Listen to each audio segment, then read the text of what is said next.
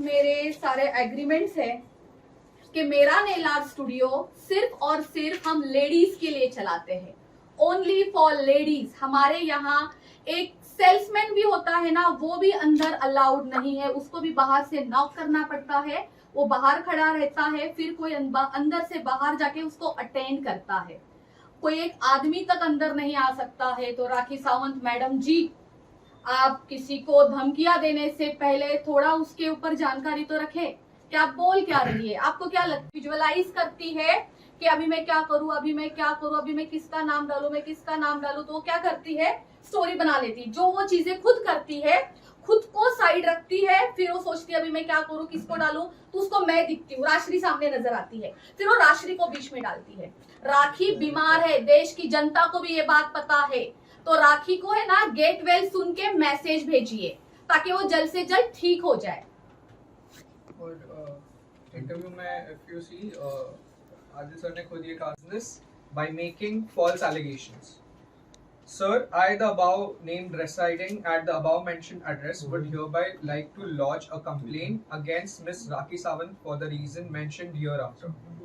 First, I state that since last few days, Miss Rakhi Sawant has been causing mental harassment to me by causing me threats that if I speak against her in media or if I take any legal actions against her, she will defame me and cause harm to my life by exposing me in media. Second, it may be noted that she has been spreading false rumors that I do illegal activities under the garb of my nail art studio business. She also has been defaming me by telling various people that I am into illegal acts. Third, it may be noted that she has been threatening me and falsely implicate me in case if I don't do whatever she tells me to do. In the aforementioned circumstances, I would like to bring to your notice that if anything happens to me personally or professionally, Miss Rakhi Sawant should be held responsible for the same. Kindly note this letter is for purpose of information to maintain records for further in case if I have to take any legal actions. Thanking you. Yours faithfully, Rajeshri More. 5 तारीख की morning में फाल्गुनी जो हमारी common friend है, जो advocate Falguni है, उन्होंने हमारी कॉन्फ्रेंस करवाई राखी की, मेरी, और फाल्गुनी चाहती थी कि जो भी झगड़े हुए हैं वो खत्म हो जाए। तो उस कॉन्फ्रेंस में मेरा और राखी का बहुत फाइट हो गया, बहुत बहुत बहुत झगड़े हो गए। हालांकि राखी क्या गंद बोल रही थी मैं आपको बताना नहीं चाहती, मेरे पास रिकॉर्डिंग है, ठीक है। देन उसके बाद राखी का मुझे 10 मिनट के बाद कॉल आता है, राशि तू मुझे बैक रोड पे मिल 10 मिनट के लिए, मैं तुझसे कुछ बात करना चाहती हूँ। मैंने कहा ठीक है। मैं जैसी थी मैं वैसे ही निकली थी। वो वीडियो आज भी अभी आप निकालो तो आपको पता चलेगा, मैंने ब्लू कलर की शर्ट पहनी थी, मेरे बाल भी ऐसे खुले थे, जैसे मैं यहाँ पे घर पे पड़ी हुई थी मैं वैसे ही निकल गई थी। मैं वहां पे जाके देखती हूँ तो इतनी सारी मीडिया है वहां पे, मतलब मेरे लिए तो शॉकिंग था सब कुछ। एंड वहां पे वाहिद जी भी थे, वहां पे फाल्गुनी लेट आई थी, वन ऑफ माय फ्रेंड वो भी वहां पे थे। तो वहां जाके मुझे पता चलता है ओ ये तो पैचअप है, और वो भी जो मुझसे जबरदस्ती करवाया जा रहा है। अगर आप वो वीडियोस निकालो तो उसमें आपको सीधा सीधा पता चलेगा कि मैं अपना मुंह भी नहीं खोल रही थी, मैं एकदम साइलेंट थी, मैं कह रही थी मुझे कुछ नहीं बोलना है। वो सब राखी का एक ड्रामा था लोगों को दिखाने के लिए, ताकि उसके लिए मैं कुछ ना बोलूं, आप तक, जनता तक उसकी कोई चीज बाहर ना आए, इस वजह से उसने ये किया था। ज़्यादा हर्ट है, बहुत ज़्यादा दुखी है। यू नो फ्रेंडशिप के लिए जो आप इतने आपने सालों से अपना यू नो इतना टाइम, इतना प्यार, इतना जज्बा, इतने इमोशंस इन्वेस्ट किए हैं, यू आर रियली हर्ट। हम ये जानना चाहेंगे शुरुआत से कि क्या हुआ। फर्स्ट ऑफ ऑल मैं आप सबको धन्यवाद करना चाहूँगी कि आप सब मेरे लिए आए, so thank you very much. So thing is, आज मैं आपके सामने इसलिए आई हूँ, शायद मैं आना नहीं चाहती थी, मैं बाहर ही नहीं आती अगर राखी की तरफ से मुझे धमकियाँ नहीं आती।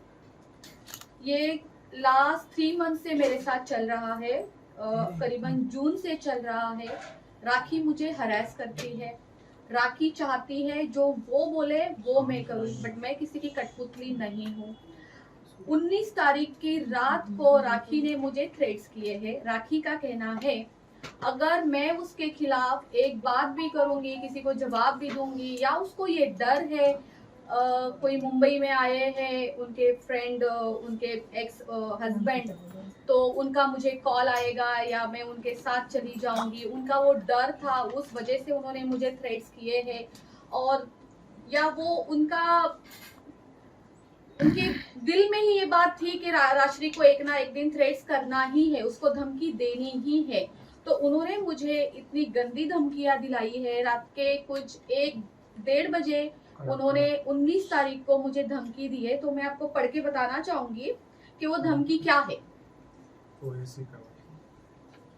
और मैं ओशिवरा पुलिस स्टेशन जाके कंप्लेंट करके आई हूँ, राखी ने मुझे क्या धमकियां दी है। थोड़ा फेस के अरे वो ग्रुप में डाल देंगे साइड में थोड़ा। हाँ, फेस के थोड़ा सा side. Subject complaint against Rakhi Sawant for defaming me and cause. और जो सेकंड रिलेशनशिप भी था, if I am not wrong, वो भी ऐसा दावा किया जा रहा है कि बीच में जो नाम आ रहा था लकी का नाम आ रहा था। हाँ। तो हम एक एक रिलेशन के हिसाब से चले। हाँ। सबसे पहले तो आप मुझे वो क्रेडिट दीजिए जो आप मुझे दोबारा ये सवाल करिए जो आप कर रहे थे। आदिल। आदिल का क्या हुआ? कि आदिल का और उनका रिलेशन दोनों में से एक बोलिए। हाँ। आदिल और आपका रिलेशन तोड़ाने के, आदिल और राखी का रिलेशन तोड़ाने के पीछे आपका हाथ है। मेरा हाथ है। हाँ, और जेल पहुंचाने के पीछे भी आपका हाथ है। वाओ, आपको लगता है सबसे पहले आदिल मेरा पति था या राखी का पति था? राखी का पति था, ठीक है। खुद का रिश्ता निभ नहीं रहा था, रोज के झगड़े में तंग आ गई थी। हालांकि तक मैंने आदिल को और राखी को बोल दिया था कि तुम दोनों के झगड़े से मैं तंग हो गई हूँ, मैं तुम दोनों को छोड़ के चली जाऊंगी। कभी मुझे तुम्हें समझाना पड़ता है, कभी मुझे राखी को समझाना पड़ता है। तो मैं आप सबको एक चीज कहना चाहूंगी, लास्ट में एंड में राखी का और आदिल के जो जितने अच्छे रिश्ते चल रहे थे, साथ में मिलते थे या वक्त गुजारते थे, तो केवल और केवल मेरे वजह से चलता था वो। मैं आज भी, मेरे पास रिकॉर्डिंग है, मैं अभी चालू कर सकती हूँ, मैं अभी चालू कर भी दूंगी, क्योंकि मुझ पर बहुत बड़ा एलिगेशन किया गया है कि इन दोनों का रिश्ता मैंने तुड़वाया है। अगर ऐसा था तो राखी ने मुझसे दोस्ती क्यों रखी थी? राखी कोई बच्ची थी? राखी छोटी बेबी थी कि राखी मेरे पास आती थी, मैं उसको दूध पिलाती थी, मैं उसको पट्टियां पढ़ाती थी, फिर जाके वो आदिल से लड़ती थी, फिर उससे झगड़े करती थी। एंड इतनी बड़ी बात कि आदिल को जेल में डालने का हाथ मेरा है। मैं वहां पे अवेलेबल थी जब ओशिवरा पुलिस स्टेशन में उसका केस दर्ज नहीं हो रहा था, उसके ऊपर FIR नहीं हो रही थी आदिल के ऊपर। सीनियर ने मना कर दिया था कि नहीं, हम FIR नहीं लेंगे, हम 377 नहीं लेंगे। मैं गलत हो सकती हूँ धाराएं बोलने में, मुझे धाराएं नहीं पता चलती है क्या नहीं। जब सीनियर नहीं ले रहे थे धाराएं, तो ये यहाँ वहां पे पागल हो गई थी, नाचने लग गई थी, रोने लग गई थी। इतना बड़ा एक्टिंग स्टार्ट कर दिया, ड्रामा जैसे कि उसको हमेशा आता है। एंड देन वो एडवोकेट के ऊपर चिल्लाने लगी थी कि तू खड़ी होके कर क्या रही है यहाँ पे, तू कर। उसने इतना हरास किया था सबको, और मैं आदिल को डालूंगी जेल में? मेरा और आदिल का प्रॉब्लम ही क्या है? आप अभी के अभी आदिल को कॉल करें, मैं करती हूँ आदिल को फोन और मैं पूछती हूँ कि मेरे और उसमें कभी जाति दुश्मनी हुई ही नहीं है, मैं क्यों करूंगी? मैं आदिल को भाई बोलती थी। आपने कहा कि एडवोकेट जिंदगी की सबसे बेस्ट ट्रिप थी। मेरी जिंदगी से एक टॉक्सिक रिलेशन निकल गया, राखी सावंत। मैंने इतनी हिम्मत की अपने जिंदगी से एक टॉक्सिक रिलेशन निकालने के लिए। अगर दुबई ना जाती तो शायद मुझ में इतनी हिम्मत भी ना आती। राखी सावंत ने मुझे कहा था कि उसका दुबई में क्लब ओपन हो रहा है। वो बहुत खुश थी। उसने मुझे कहा था कि तुम्हें तो आना ही पड़ेगा। I said okay. मैं तो इतनी खुश थी कि राखी की टिकट्स भी मैंने करवाई थी। हालांकि अगर उसका क्लब था तो उसको मेरी टिकट्स करनी चाहिए, ऐसा नहीं हुआ। मैंने राखी की टिकट्स करवाई।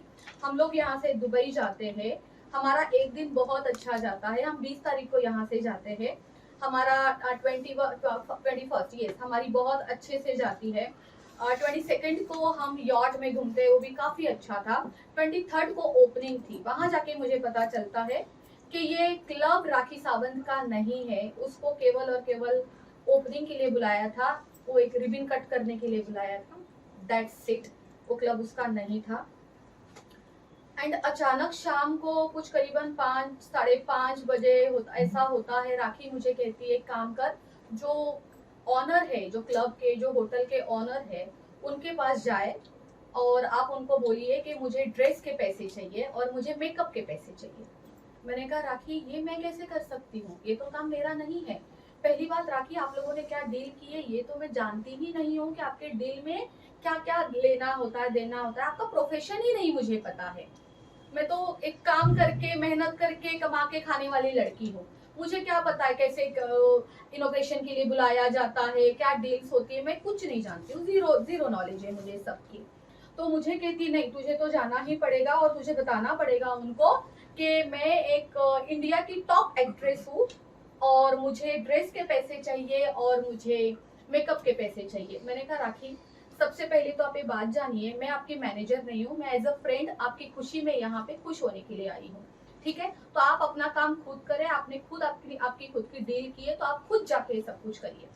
देन उसने फ्रंट ऑफ, मेरे ख्याल से वहां 10-15 लोग होंगे, उसने सबके सामने मुझे जलील करना स्टार्ट कर दिया कि तू हमेशा यही करती है, तेरा तो तू आदिल के टाइम पे भी ऐसा ही करती थी, तू आदिल को कुछ नहीं बोलती थी, तू आज यहाँ पर भी आके यही कर रही है। मैंने कहा राखी ये सब कुछ बंद करो, अपनी चीपनेस बंद करो, ये जो तुम कर रही हो मेरे साथ, वो भी मुझे परदेश लेके आके, तो ये सब ना करे।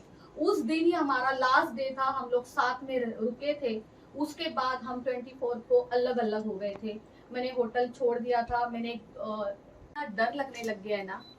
एक टाइम पे हम दोस्त हुआ करते थे, इतनी अच्छी दोस्ती निभाई थी मैं उसके लिए एक पिलर बन के खड़ी थी। आप सब लोगों ने देखा है, पूरी जनता ने देखा है, उसका जब एक बुरा टाइम चल रहा था उसका पिलर सिर्फ और सिर्फ ये राश्री मोरे थी। और आज उसी राश्री मोरे को ये वो कह रही है कि अगर तुम मेरे खिलाफ कोई बात करती हो, अगर तुम मेरी बात किसी से भी शेयर करती हो जो उसकी पर्सनल चीजें है, हालांकि मेरा वो नेचर नहीं है कि मैं किसी की पर्सनल चीजें बाहर लेके आऊं, लेकिन होता है ना जो चोर होता है उसे डर भी होता है। तो चोर इस तरीके से डर चुका है, इस वजह से उसने मुझे इस तरीके से धमकी दी है। आज इतना डर लग रहा है, आप यकीन नहीं करेंगे, मैंने कुछ देर पहले अपने सिक्योरिटी को नीचे कॉल किया है, जो हमारे मैनेजर है हमारे सोसाइटी के, मैंने उनको कॉल किया और मैंने कहा इस बात का ध्यान रखना कि राखी सावंत हमारे गेट के अंदर कभी जिंदगी में ना आ जाए। और वही राखी सावंत को मैं हाथ पकड़ के अंदर लेके आती थी।